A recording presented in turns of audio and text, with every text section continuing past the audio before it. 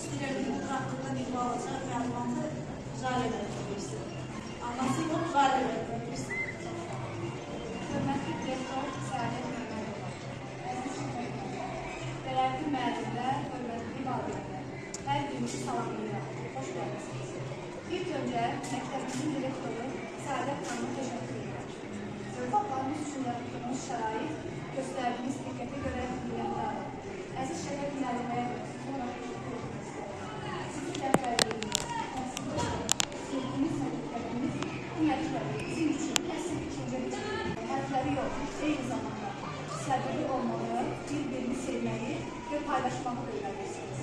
Bu təkcə bir müəllim yox, bir tərbiyəçi, yol göstərici olmağın nümunəsidir.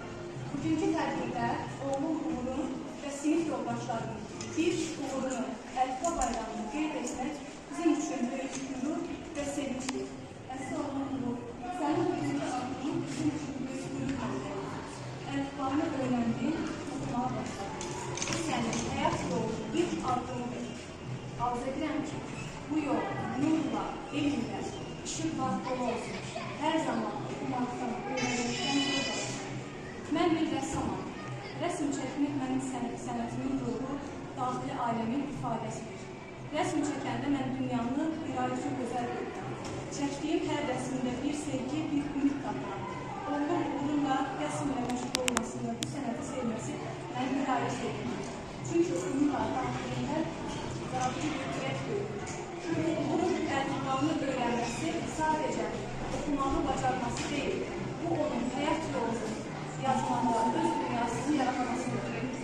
Mən bir ana kimi arzu edirəm ki, hər zaman həm sözlərlə, həm rənglərlə, həm də gözəl əməllərlə öz həyat rəsmini çəkilsən.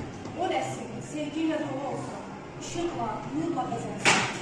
Bütün balalarımıza sağlamlıq, sevinç, gözəl günlər arzu edirəm. Qoy hər biri öz istedadını kəşf etsin, öz yolunu tapsın. Əziz valideynlər, gəlin bu yolda balalarımızın yanında olmağa, onları sevgi ilə dəstəkləməyə davam edək.